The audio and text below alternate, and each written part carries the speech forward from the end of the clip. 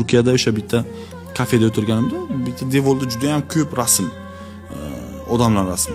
Aytyapman, kimlar rasmi bu? O'ylab o'tirman. So'radim, что kimlar rasmi bu? Xo'jayini deyapti, shajarasi. Daq tepyapti menga. To'xta. Biza bilamizmi ota-bobomizni?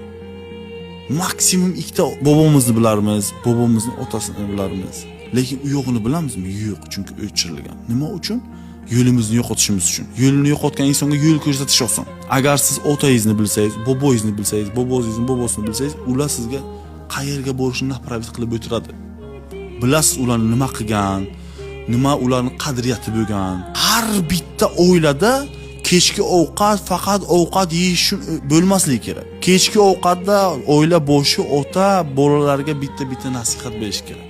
Tushuntirish kerak. Sen bacham, seni g'ururing, meni g'ururim. Seni yuzing, meni yuzim.